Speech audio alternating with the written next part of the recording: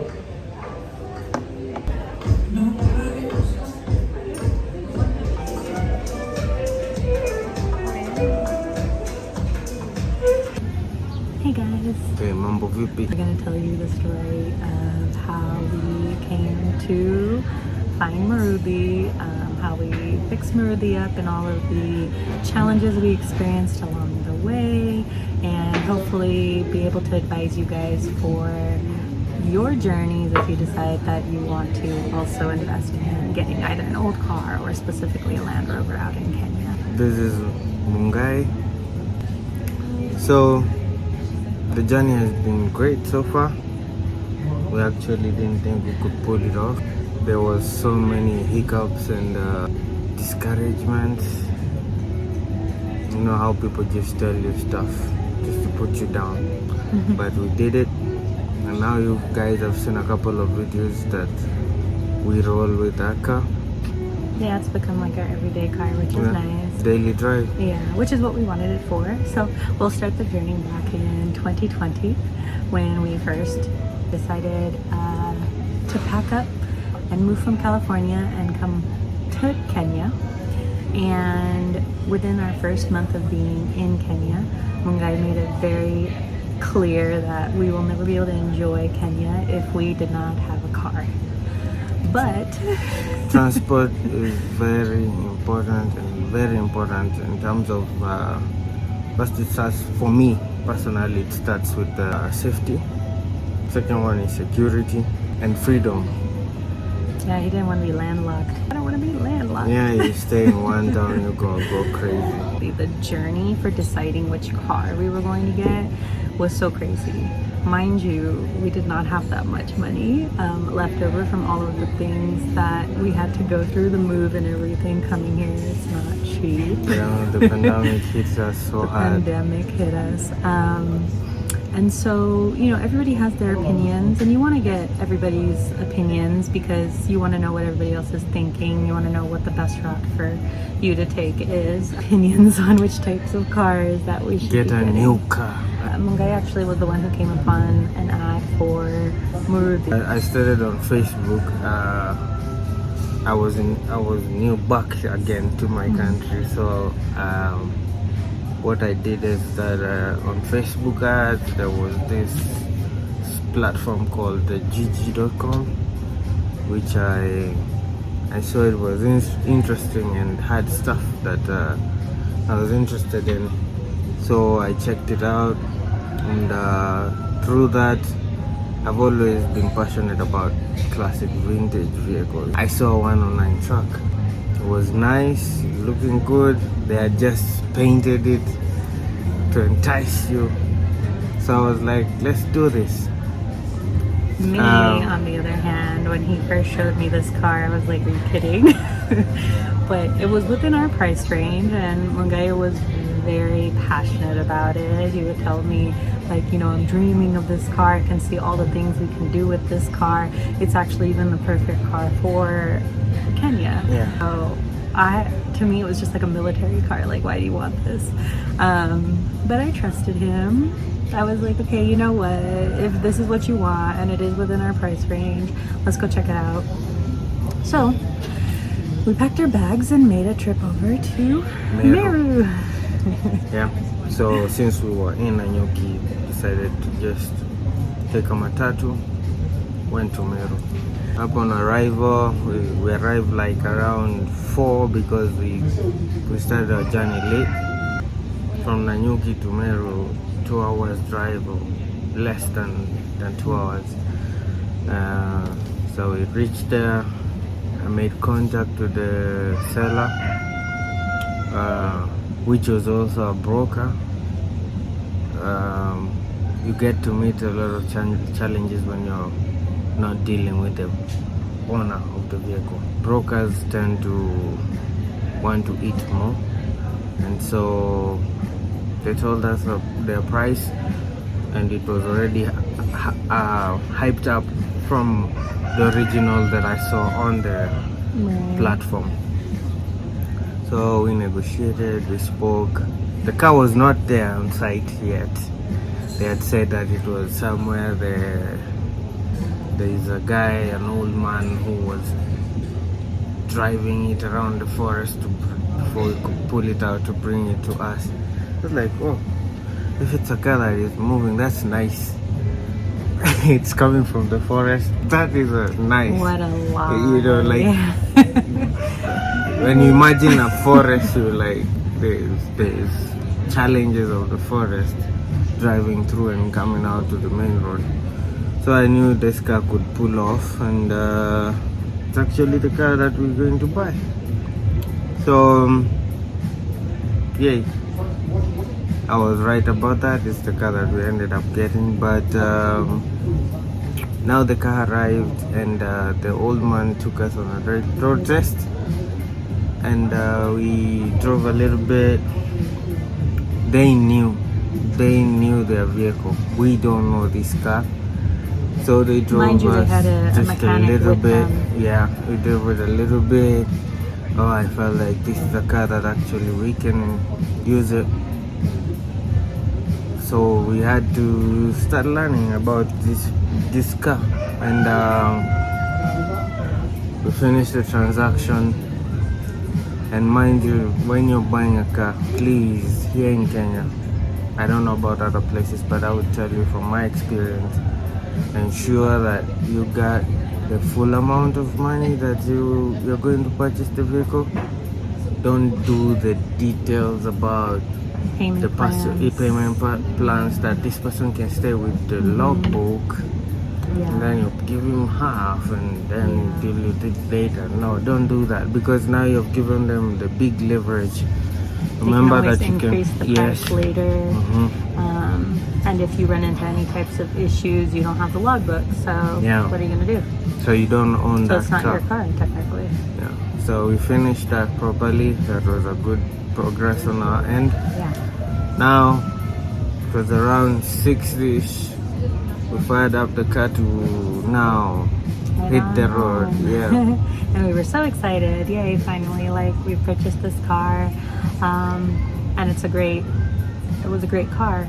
And then immediately, we didn't even go that far, and immediately it shut down on us. So we called the people. They said, oh, we didn't put so much gas. Can you just refill the gas, and then it'll be good to go?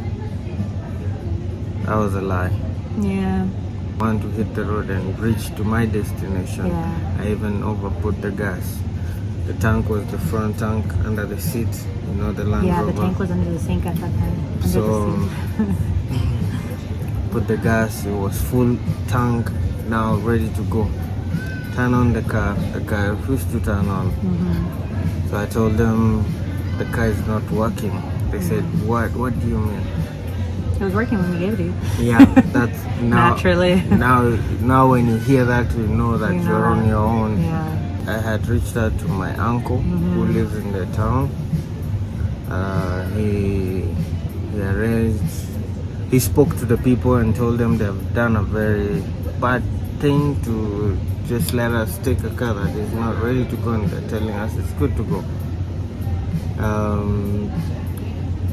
Then they come to an agreement. So they said tomorrow morning we're gonna send our mechanic. It's gonna come to help you with the car. So we couldn't be able to leave Meru.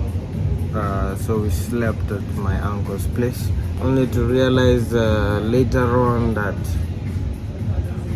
there was fuel leaks. So I thought that was the issue, because once you have fuel leaks, it means that there's air bubbles, air spaces inside the pipe where the fuel channel is going through. So we hit the road and then tried to fix that problem while we were going. We reached the junction of Meru, Isiolo, Nanyuki junction. Then the car failed again. Now we called the mechanic because we left him back in Meru town. So he decided to join us. Because I had paid him some amount that morning, this dude went and did and got drunk. So the moment I'm speaking to him, he's not ready to serve us at all. He can't even speak. So when he arrived at the junction, what happened? Oh, he laid down the car under the car and then told us it's still the fuel problem. Walked on the pipe. We even replaced the pipe that he came with, but then the car still didn't work out. So I realized with the timings that are happening with this vehicle is that in a short distance I'm able to pull off some distance. Yeah. But then it shuts off. We try to turn on that car, it's not working. I'm still new to this vehicle. So I go to a good friend Google, searched what is my issue.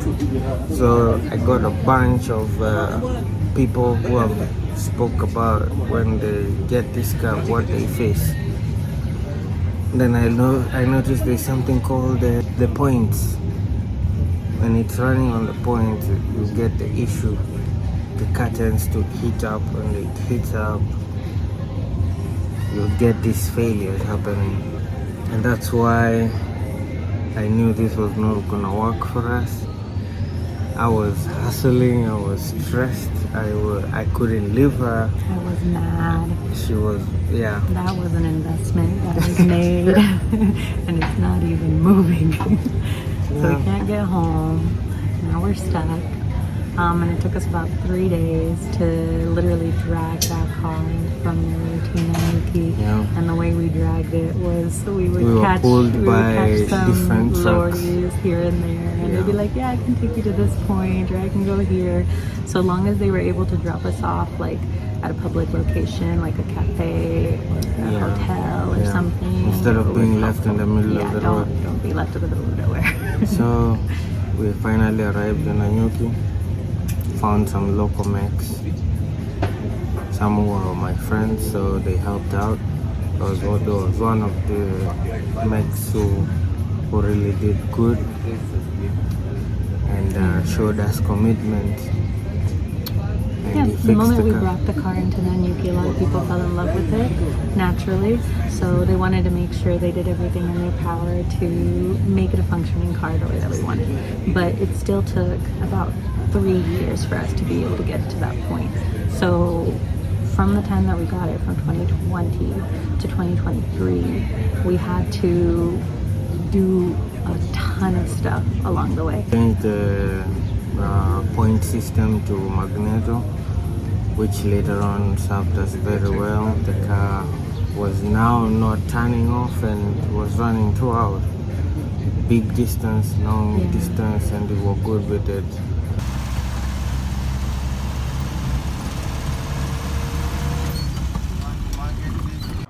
Well, the car stopped working, but we still gotta go to practice. We gotta go, So, the car, we left it there. Yeah. Anyways. It turns out that the thing that we wanted to change is the one that just broke the whole car system. Lucky for you, you have it now. Yeah, but we're close to the people. They just took a motorcycle, rushed here and took the thing. They went with the point, the distributor itself, to go fix the point.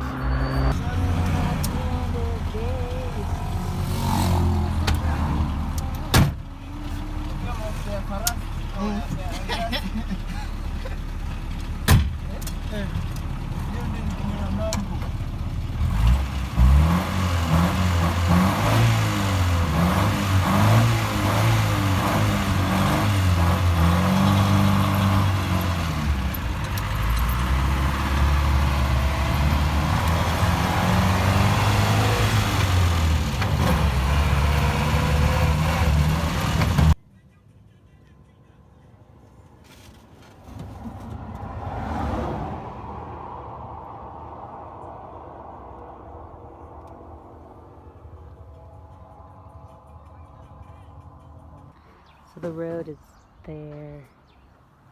And we were almost to it. When we first got this car, it was not moving. It was literally just a hunk of metal.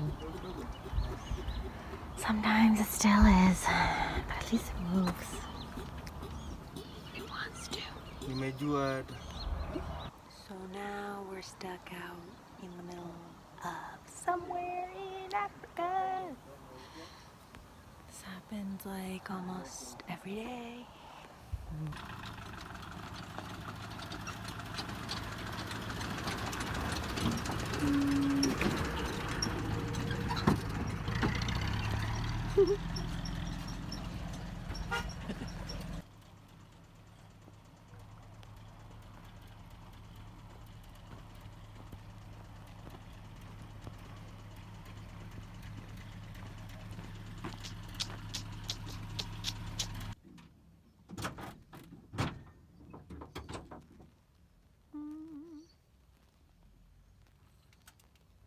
I'm gonna fix it though. You're gonna fix it, right? The car? Yeah. Yeah, of course.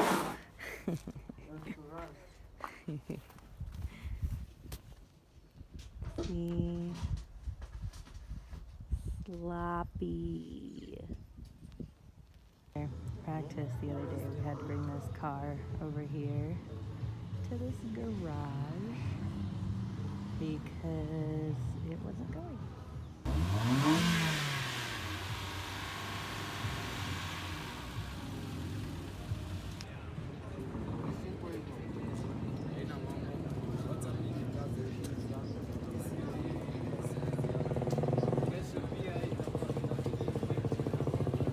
So today what are we doing? We repair the alternator. Alternator. Yeah, motor vehicle alternator. Yeah.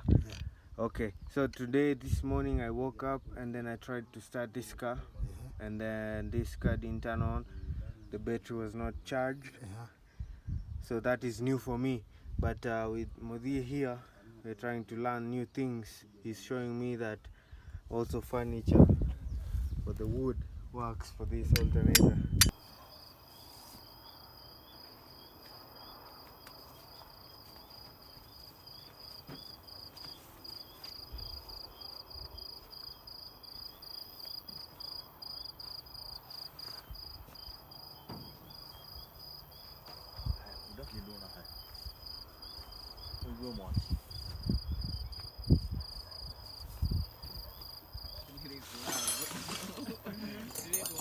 Hata nimespray so ile tuta tighten tighten vizuri tuone vile ita behave, lakini sasa mwenye alikuambia wapi tunatupa hicho hicho toko na tutoshanisha zile za mbele, sio?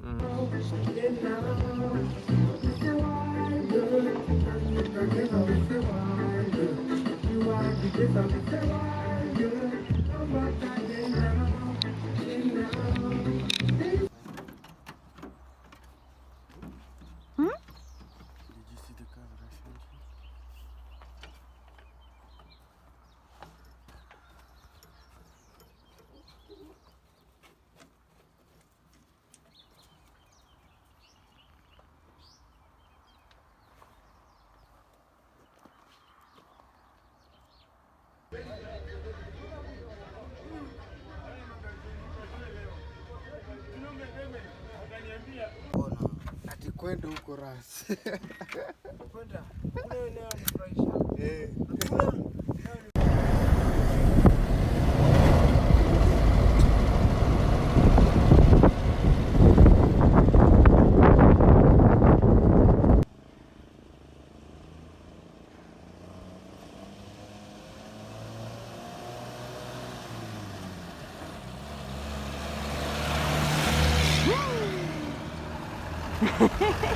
Now to start on the full project on the makeover of the vehicle, I knew it was impossible for us to pull that off in a small town, which is Nanyuki town, and we had to pack our things and move to Nairobi because I knew in Nairobi I could find stuff.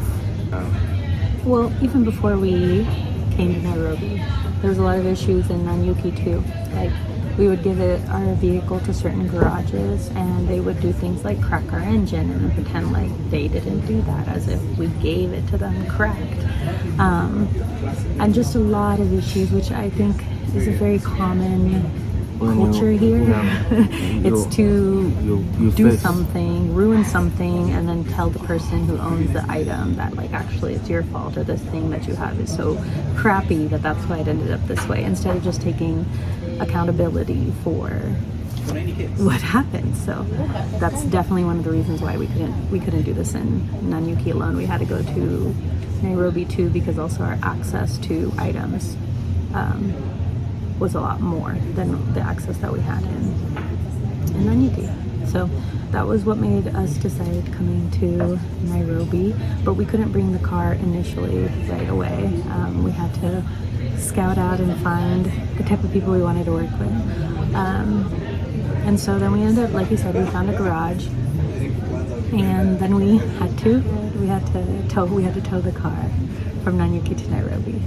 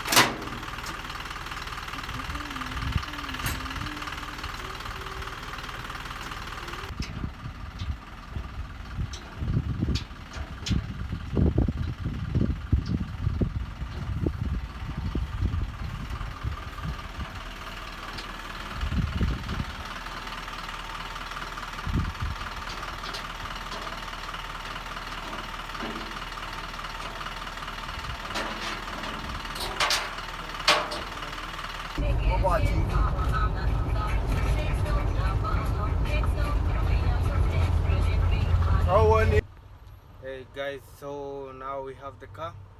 We are now back in the city. The Land Rover 109 Series 3. Now visiting the city after so many years. Yeah.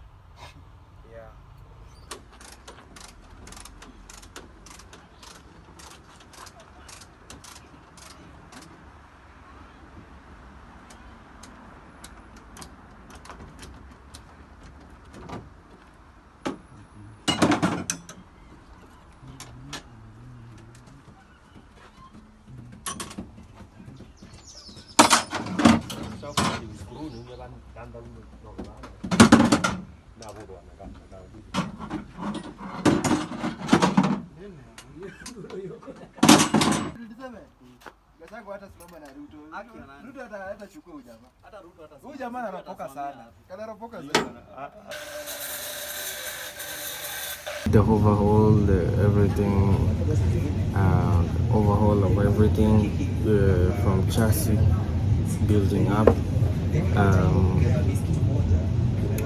was tough. You get to face a lot of challenges in garages. Honesty is one big issue you don't get there. People tend to take advantage of you. Things You would have paid for something and then they want more money on top of it because they didn't finish the thing or put the money into the thing that they said that they were going to. they have hit the rock bottom. They can't come to you and tell you that this is not possible.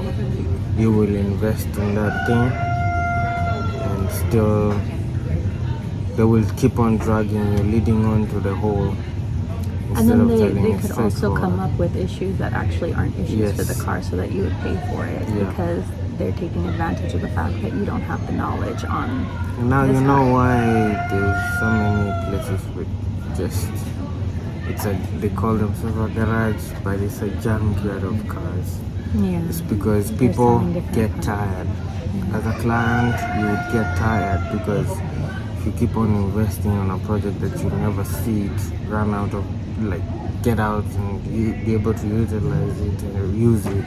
And then on You top will of that, give you up. have all your family members telling you, you should have just invested in a new car. Why are you even spending all this money on this old car instead of just spending the money and saving it and buying a new car? So it's not like not only are you being discouraged by the garage now and the money that you have to spend, but now your family and friends are also discouraging you about all the decisions you've made to that point. But I think for me at the beginning it was fine. I think that the initial experiences were great because you're coming in with money, but the moment the money is starting to run out and the project is coming to an end, they don't want the project to end and they don't want the money to stop coming in. So I really pushed Mungai to finish that.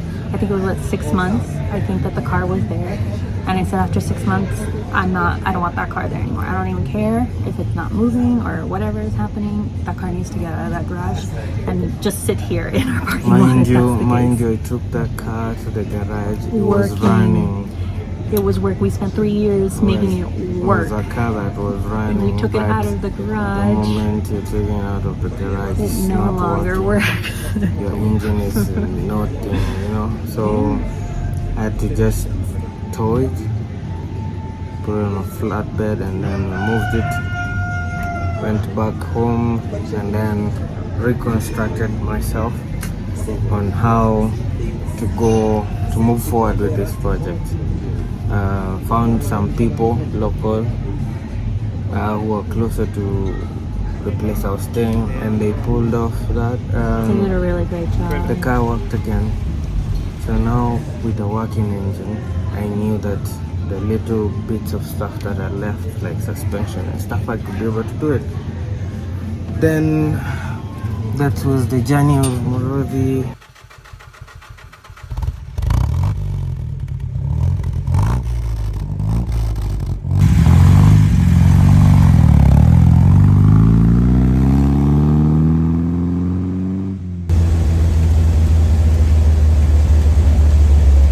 And then Morodi came later on and inspired us to try to make life easy for other people, because we know the stress.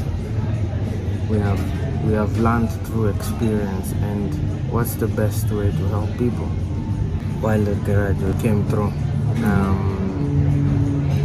Now we are working with some people who actually have the same goal, have the same passion, and they're out there to help people. And yeah, the car is good. We are actually driving this car. My people at the garage that I work with, they say to me that when a car is still and not moving and it's just sitting there,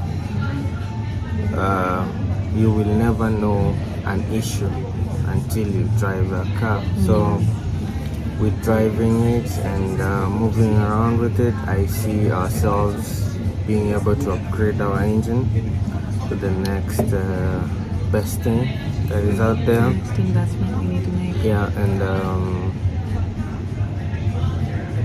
finish up with everything about suspension. And then start working on the interior, because while it's very comfortable right now, We have visions of how we want it to look, and eventually want to be able to take it out for long road trips. Try to not only travel around Africa, but hopefully even try to go to other continents as well with it, because it deserves to see the world with us. Yeah. So that's our journey with Meru. If you guys have any questions, leave us comments down below. If you guys want to come just check out our garage, it's in Karen in Nairobi. So we'd love to see you there. Even if you're not coming with a car or have a project and you just want to see what we're working on, feel free. Yeah, and for consultations and anything you need to know about how to go about it, just hit us up at Wildart Garage, Nairobi. Be sure to subscribe and leave us a thumbs up. Cheers.